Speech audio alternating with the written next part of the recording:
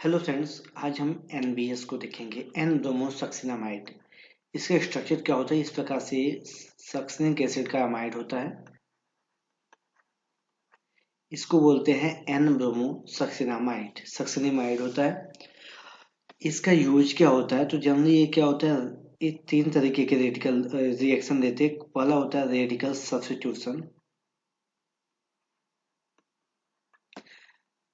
और कौन सी?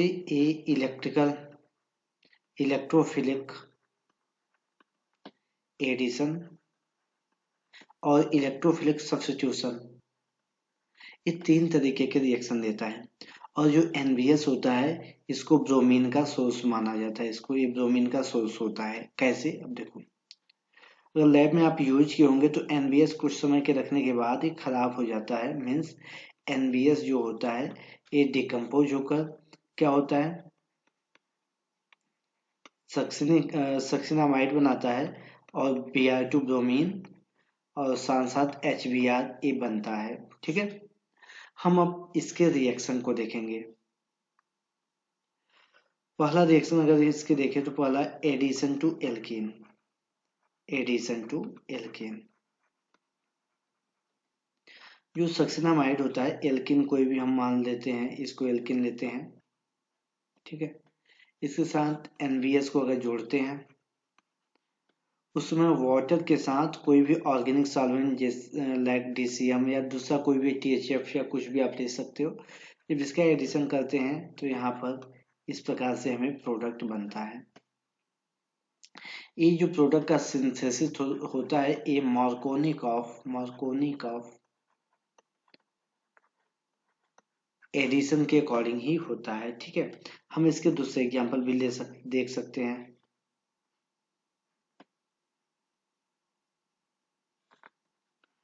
NBS लिए, बेस लिए ET3O ET3N, और एक दूसरा HF लिए। इसको सॉल्वेंट लेते हैं DCM। वैसे NBS को जनरली CCl4 में लिया जाता है, लेकिन हम CCl4 को नहीं लेते क्योंकि हाईली कार्सिनोजेनिक होता है। सो हम DCM ले सकते हैं, लेकिन DCM के भी साइड इफेक्ट होते हैं।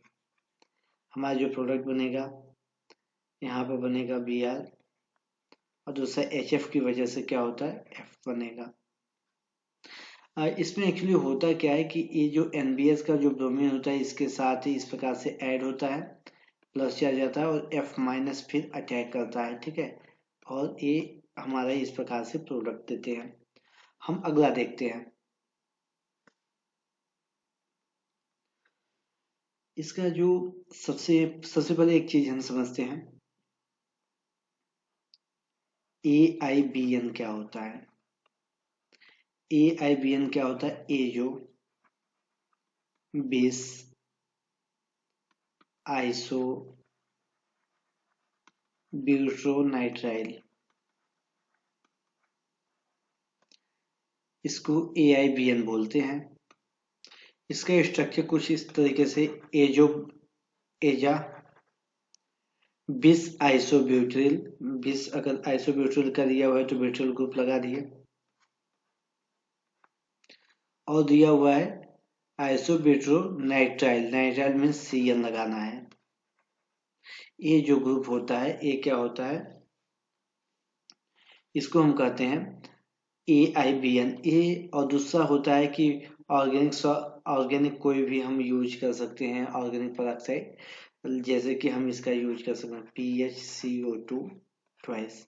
ये ऑर्गेनिक पेरोक्साइड का यूज। तो ये सब क्या होते हैं, रेडिकल जनरेटर होते हैं। ध्यान देना, ये क्या होते हैं, रेडिकल जनरेटर होते हैं। ये सबसे पहले कोई भी होमोलिटिक फिजन, जैसे Br2 है, अगर इसके प्रेजेंस में लेंगे तो ये क्या करेगा, Br ब्रोमीन रेडिकल बना देगा। अगर NBS हम लेते हैं तो NBS को क्या करता है, इस तरीके से इसको तोड़ देता है। एन NBS का ये रेडिकल और साथ साथ ब्रोमीन रेडिकल का फॉर्मेशन करता है। और जल्दी, ये जो अभी हम बताने जा रहे हैं उस रिएक्शन को समझना। हम बताने जा रहे हैं actually allylic and benzylic bromination. बहुत इंपॉर्टेंट है। बहुत इंपॉर्टेंट है। ध्यान देना, ये जो रिएक्शन होते हैं ये क्या होते हैं, लाइट के प्रेजेंस में होते हैं या तो टेम्परेचर के प्रेजेंस में। साथ साथ रेडिकल इनिशिएटर AIBN, जिसका स्ट्रक्चर मैंने अभी बताया। और दूसरा, और कोई भी ऑर्गेनिक परऑक्साइड, जैसे हमने CO2 ट्वाइस इसको बताया, इस तरीके से कोई हम ले सकते हैं। चलो हम देखते हैं एक रिएक्शन।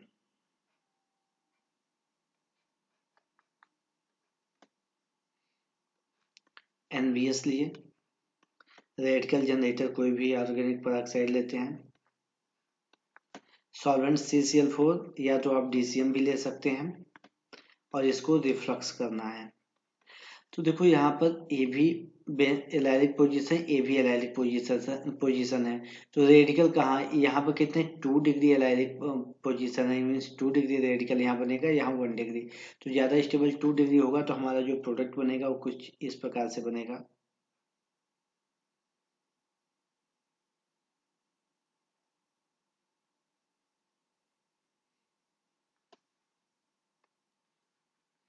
ये हमारा प्रोडक्ट बनेगा, ठीक है। और ये 2 से 3 घंटे में रिएक्शन हो जाते हैं। हम अगले रिएक्शन को देखेंगे, कार्बोनिल, हम ब्रोमिनेशन देखेंगे कार्बोनिल ग्रुप पे।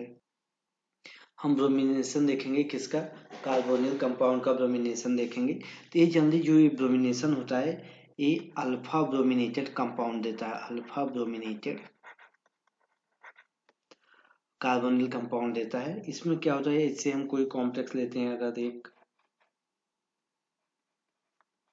Cl 1 2 3 4 5 कार्बन का है, इसका जब रिएक्शन कराते हैं NBS HBr, सॉल्वेंट CCl4, यहाँ पर दूसरा सॉल्वेंट भी ले सकते हैं, और टेम्परेचर 85 जब रखते हैं, तो क्या होता है, इस प्रकार से प्रोडक्ट देता है।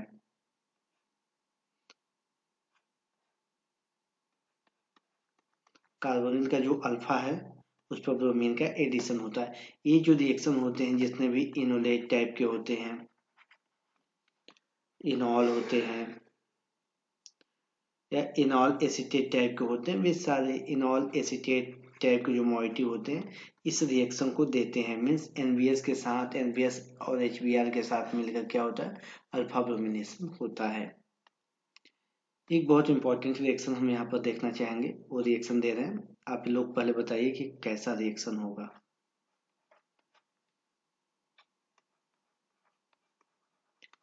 NH2 NBS, एक हम बेस लेते हैं DBU, ये नाइट्रोजन बेस होता है, मेथेनॉल एज ए सॉल्वेंट, और इसमें रिफ्लक्स करना है, होता है इस प्रकार से होता है, ठीक है। तो इसका हम रिएक्शन क्या होगा, इसका प्रोडक्ट क्या होगा, ये हमें समझना है। तो इसका प्रोडक्ट आप लोग सॉल्व कीजिए, कोई नहीं, अगर नहीं मालूम तो देखिए इसका प्रोडक्ट किस तरीके से बनेगा, इसका मैकेनिज्म देखेंगे, और ये भी समझेंगे कि कौन सा नेम रिएक्शन है।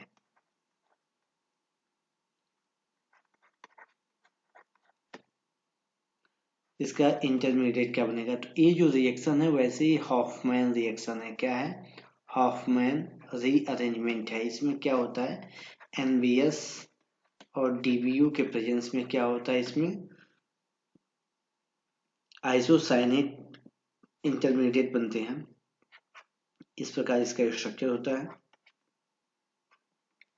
NCO आइसोसाइनेट बनता है। इसका जब MEOH से इसका रिएक्शन कराते हैं तो क्या होता है, इसका जो O है इसके ऊपर अटैक करता है और इस प्रकार से बनता है। क्या बनता है, ध्यान से देखना, मीन्स इसका जो आइसोसाइनेट है उसको मिथेनॉल ट्रैप कर लेता है, इस प्रकार से हमारा प्रोडक्ट बनता है।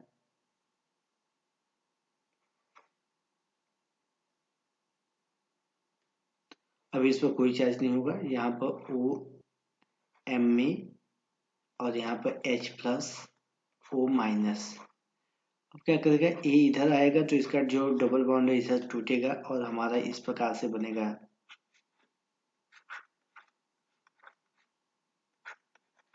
N-COMe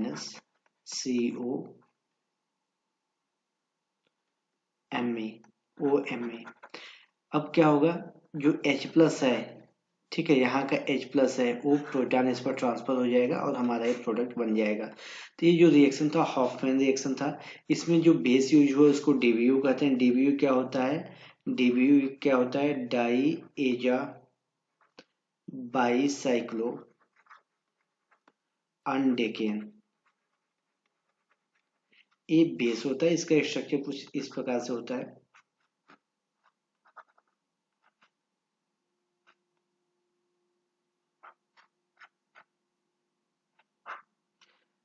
इस प्रकार से इसका स्ट्रक्चर होता है। 11 कार्बन का होता है। तो ये हमारा रहा NBS के बारे में कंप्लीट इन्फॉर्मेशन। हाँ, एक और इम्पोर्टेंट चीज मुझे बतानी है। ये आपको रिएक्शन बताना है कि अगर पाथ ए और पाथ बी से रिएक्शन जाएगा तो प्रोडक्ट क्या बनेगा और कौन सा रिएक्शन होगा। तो जो पाथ ए से जाएगा NBS लिया गया है डार्क के प्रेजेंस में, मीन्स क्या होगा, यहाँ पर फ्री रेडिकल मैकेनिज्म नहीं होगा। तो क्या होगा? इलेक्ट्रोफिलिक सब्स्टिट्यूशन रिएक्शन होगा। ठीक है, तो ये क्या होगा? इस प्रकार से होगा। आप जानते हो कि जो मिथाइल ग्रुप होता है टॉल्यूइन है। तो मिथाइल ग्रुप जो होता है आर्थो या पैरा डायरेक्टिव होता है, जल्दी पैरा का जो प्रोडक्ट होगा वो ज्यादा बनेगा। आर्थो की भी बन सकते हैं। AIBN क्या है? ये हमारा फ्री रेडिकल जनरेटर है और NBS का भी ब्रोमीन फ्री रेडिकल। तो आप जानते हो मेथिल इसमें फिनॉल के केस में या बेंजीन रिंग के केस में जो इसका बेंजाइलिक पोजीशन होता है उसके ऊपर रेडिकल ज़्यादा स्टेबल होते हैं। तो हमारा ये जो फ्री रेडिकल मैकेनिज्म से रिएक्शन होगा, हमारा जो प्रोडक्ट बनेगा वो बनेगा ब्रोमोबेंजाइल। ठीक है, ब्रोमोबेंजाइल प्रोडक्ट बनेगा। तो दोनों में अंतर है। यहाँ पे जो प्रोडक्ट बनेगा ये मेजर बनेगा, दूसरा माइनर प्रोडक्ट भी आर्थो पोजीशन पर बनेगा Me। और यहाँ पर इसके आर्थो पोजीशन पर क्या बनेगा? ब्रोमीन बनेगा। या तो इधर बनेगा या इस साइड, कोई उससे मतलब नहीं। तो दोस्तों ये हमारा NBS के बारे में एक कंप्लीट इंफॉर्मेशन।